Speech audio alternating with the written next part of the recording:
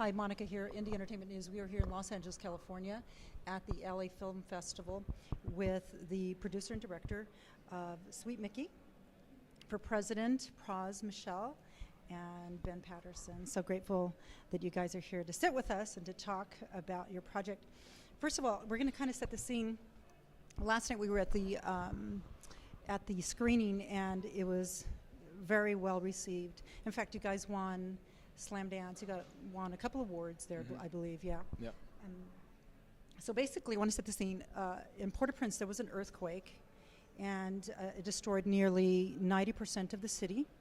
It took 250,000 lives, or nearly 250,000 lives, and it displaced 2.3 million people. With that, Praz, that information, I know the stats weren't available immediately, but what did you think when you heard the news? Obviously, I was devastated. The fact that something like that happened. Obviously, it's not anyone's fault for what happened, because it was a natural disaster. But but still, it happened, and it was a situation where one felt like, oh my God, not this now. Because Haiti's always bombarded with all types of issues, whether it be nature, or whether it be corruption, whether it's occupation, dictatorship, you name it. And so this was a little bit like, can we just get a break, Right. It was tragic, definitely. Now, first of all, Ben, how did you guys meet? We connected in New York. We were introduced through a mutual friend, just based around an advertising project I did for Praz's favorite watch company, Audemars Piguet. And Praz wanted to tell a story in Haiti that hadn't ever been told, and so we set out to figure out what that would be. And why did you choose him, Praz? Why did you choose Ben? I just liked the work he did, liked the energy, and just went for it. You guys worked well together. You felt each other's energy. You guys. We were just down. Okay. Down to make it happen. It was simple as that. Mm-hmm. So another thing too is that Ben, their directors are storytellers, and they compile a lot of audio, video, a feed and whatnot, and it's a lot of information, and then you guys put it together in a way that we can kind of assimilate it and understand it. What do you think? When Praz came to you with this project, what did you think when he told you about the subject? Well, I thought that I got the guy's name wrong, because when I Googled it, I couldn't quite figure out if it's the Sweet Mickey character, because his name is Michel Martelly, was actually the guy that was the person that Praz was talking about, him wanting to be the candidate for the presidency of Haiti. I immediately thought that it was a crazy idea once it was confirmed. So with that, I just thought, I thought there was an incredible hook to the story. I didn't know how it was going to play out. Neither of us did, but we kind of set out to sort of figure it out. Praz, in kind of the real life of trying to get a leader in that country that would be for the people, and for me, tracking and figuring out how to best tell that story. And I want to go back to Praz, because we talked about this afterwards, and we were really impressed with your ability to be able to drive and to push and spearhead something like what you've done. You were born in Brooklyn, raised in New Jersey. You went to school with Lauryn Hill, is that correct? And you introduced her to Wyclef Jean. You guys got together. You were under the direction of Kool and the Gang's producer, I believe, Ronald Bell. Educated at Rutgers and Yale. And you studied philosophy and psychology. And that's a nice combo, because studying the classics, did it prepare you for anything like this? No, but it's funny how you got all this information. But is it a good thing? Is it true? No, it's true. I'm just saying. It's just interesting that Ronald Bell. I haven't heard that name in a long time. But he's definitely someone I want to credit it to starting my musical career. Do you think he saw talent in you guys? He saw something. Yeah, you know, but I met him before he even knew the Fugees existed. It's a long story, but anyway, Right. his daughter was kind of like a fan of mine. She always thought I had potential. She thought I was, you know, even though she had a boyfriend, she always thought. It's weird because this is funny. The boyfriend of hers was, now get a load of this, Okay. the high school captain of the football team. And that was in New Jersey. What was That it? was Columbia High School. Columbia High School, correct. He was arguably probably one of not the most popular. Well, he was one of the most popular guy in the school.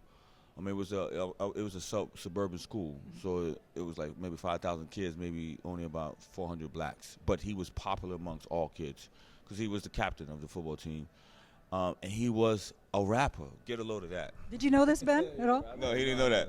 So he was a rapper, but the girlfriend dad never liked him.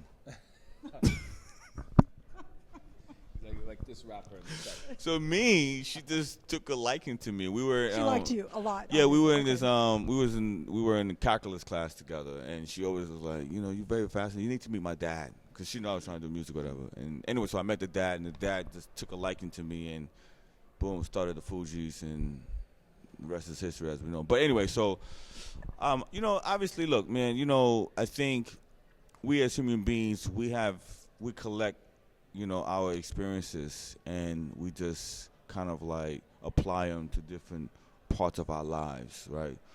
So, you know, with Michel Martelly, no political experience, and I'm not a campaign manager, but I just... You did really well. I mean, literally. I mean, I was talking to some of the other crew members, and the fact that was, I think that the thing that was most amazing to us is that it takes someone, what's the quote? You have to be big to be small.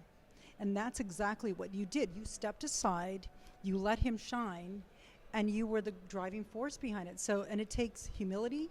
It takes, and I'm not trying to patronize you at all. I'm just saying that you handled it really, really well, considering your background, and you know you got two Grammy awards. I mean, all these things aside, you stepped aside for the better, and for society, and for some vision and some, you know. Anyhow, so go ahead. I'm sorry.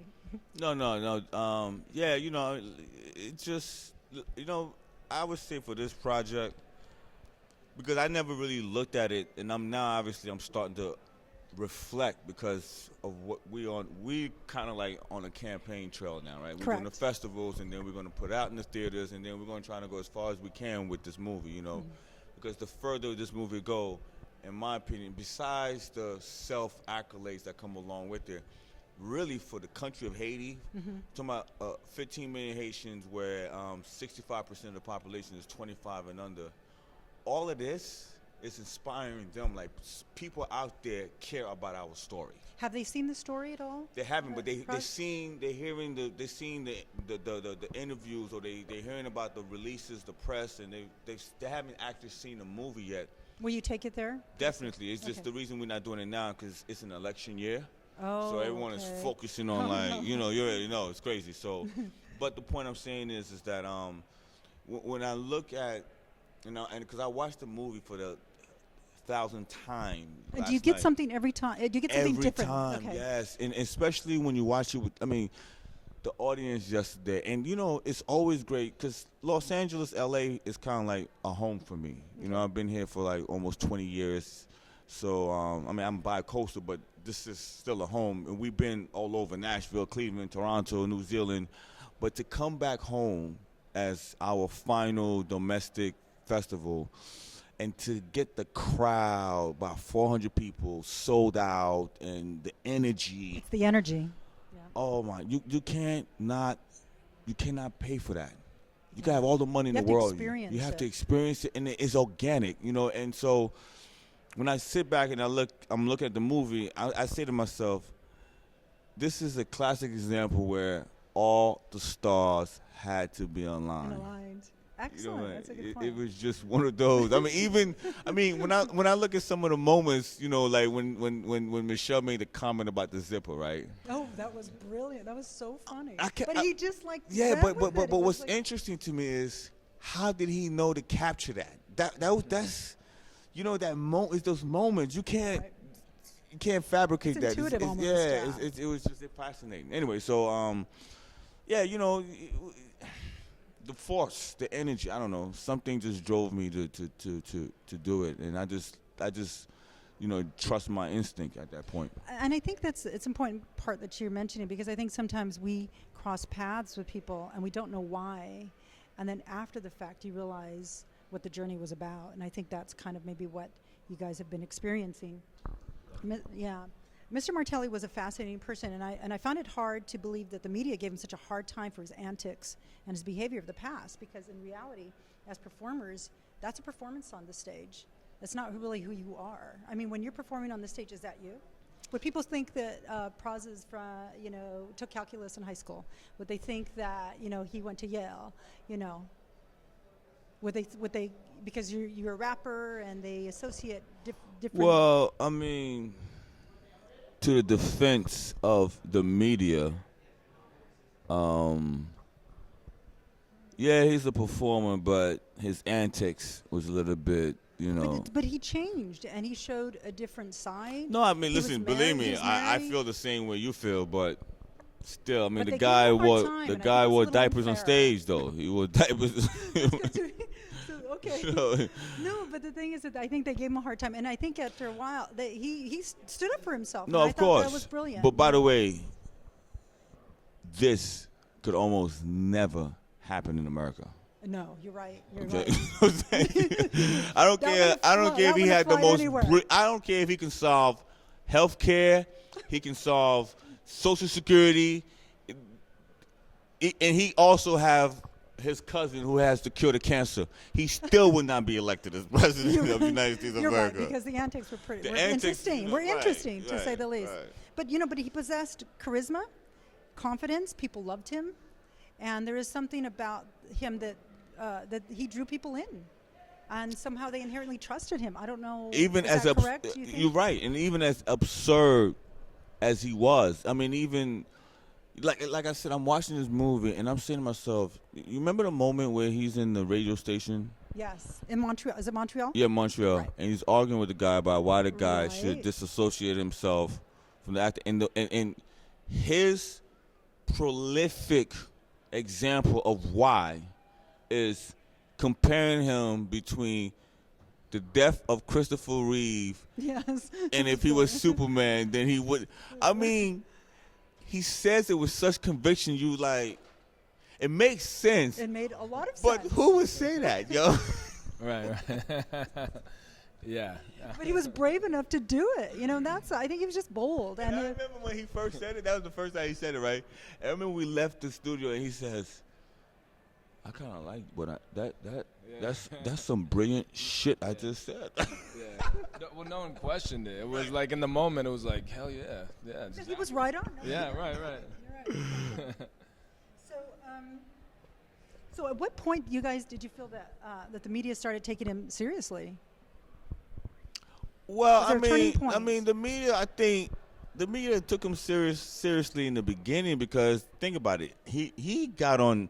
I mean, for a guy. I mean, when you sit back and think about it, for a guy who has really nothing to do with America, he was on Wall Street Journal. He was on Fox. I think he was on Fox, but I know Wall Street Journal. He did a lot of. They covered him, and there were no reason for him to cover him. He went to Toronto and did their Good Morning America, Toronto. For what? There is no reason to cover. But I mean, obviously, But I maybe played a because role in it because Right. the beef between Wyclef and myself. Right. So people Now, found is it. Wyclef your cousin or no? No, we just Oh, okay, call each other because we grew up together. Okay, Yeah. got it. Yeah, and yeah, it was kind of maybe because it was just so outrageous, maybe. Yeah, maybe, so yeah. outlandish the story Right, that right. improbable. So politicians and musicians, what do they have in common, if anything? It's funny you say that. What they have in common is they both would like to be. They're both envious of each other. Okay, how? But they both are technically oil and water. Oh, okay. Okay, and what I mean by that, as an artist, what makes us an artist is the fact that we have the liberty to be able to create at will with no distortion. That's what makes a great artist. You when you create like a child. You're in a child mode because the child is always going to be honest about everything. That It's child authentic? that child doesn't know how to censor him or herself, No right? filters? No filters. And that's what a true artist is supposed to be, right?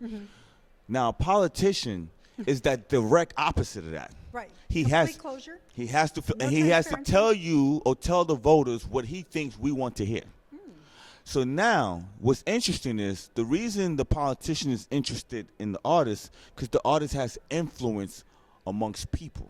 Right. And the reason that the artist is fascinated by the politician because that politician has power amongst people. But they both should not mix. I mean, think about this. Michel is the epitome of what a true artist was. Okay, He wore right, diapers. right. Yeah. He's He's got expressing the- he's himself, got right? people. Right? But the minute he became or started to become a politician, and I made that statement, what did he have to do? Keep me away from him. Right. See?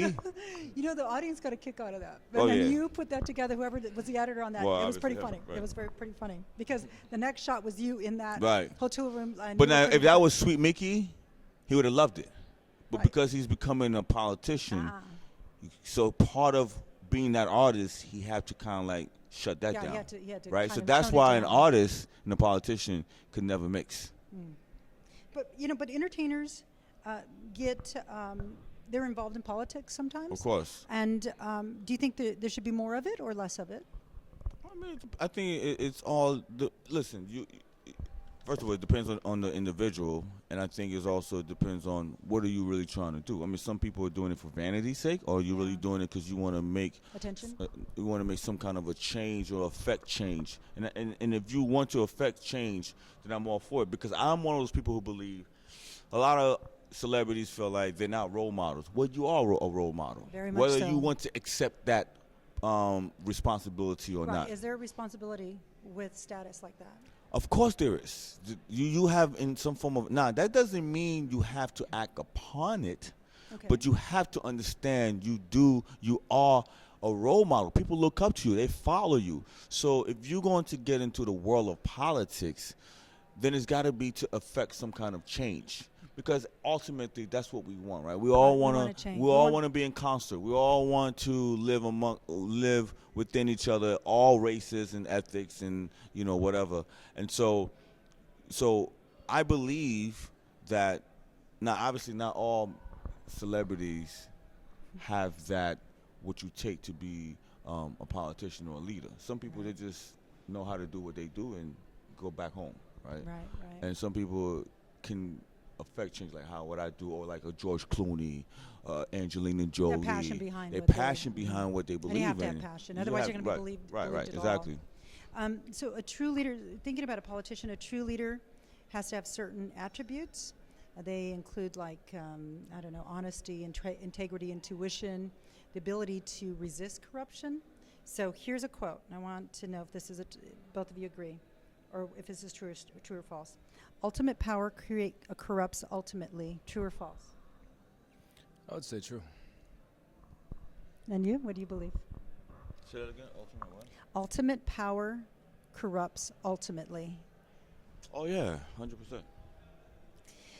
Okay, so I liked what you said. One of the quotes you had, it says, "I think part of the reason we were successful was our intentions were good and there weren't any selfish motives."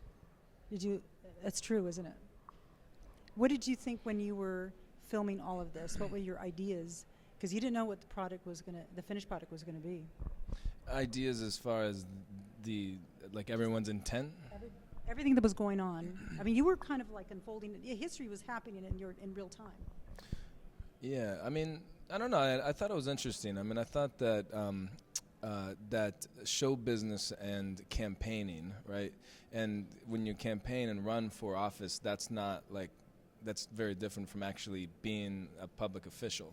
So I thought that the work of an artist and of one who campaigns and run and is part of that is very similar, because what you're trying to do is take and galvanize people's emotions around a unified idea, the belief that that when they cast their vote and they get someone elected, that sense of hope that happens every time, you know, there's a new election, that things will be different, that you'll get the result from that, you know. So I just I thought that, you know, I don't know, I thought it was really fascinating. I thought that, you know, like at the end of the day, these guys were naive. So was I, you know what I mean? But like that's what was fascinating about it, because it was an outgrowth of the frustration. Because the thing is, all the politicians in Haiti like weren't naive. They knew exactly what they were doing. The former politicians, right? Yeah, they were, you know, stealing money. Corrupt. Yeah, they weren't in service of the people, you know. And so, you know, in Michel's lyrics, I just thought, you know, it was fascinating to me that as an artist, you know, and as Praz as an artist, you know, as a Fugees and as, you know, also just a fan of other, you know, great musicians, that, you know, the messages in music, you know, that can inspire revolution to some degree. I just thought it was interesting sort of taking that, you know, an extra step and taking his lyrics, Michel Martelly's, and turning that into, you know, a platform to get people to sort of look at him as someone that could, you know, be a real, you know, leader in the country, just beyond someone who, for like one night at the club, can sort of, you know, make them forget their worries. He would be the guy that would solve their worries. Very good. Any advice for dreamers who want to produce or make films? What's your advice to the young and up-and-coming filmmakers? I just think that you really have to pay attention to what you like, you know, and when you make a film, you should make it for, you know, the objective audience member that you are. You know, when you sit there and you watch stuff and like when something's boring or not right, you know why, and when something's exciting and incredible, you know why, and you pay attention to that, because ultimately, you know, that's where your work comes from, or your influences, and what inspires you. So, you know, I just think that, you know, you should just go out and make the work that you want to see. Yeah, and this isn't your first film, is it, Praz? I think there was something I was reading about. You were doing something off the coast of Somalia. What happened with that project? I'm still working on that, but was the captain actually? No, it has nothing to do with the captain. It just so happened that I was there when the Captain Phillips his ship got hijacked. Okay.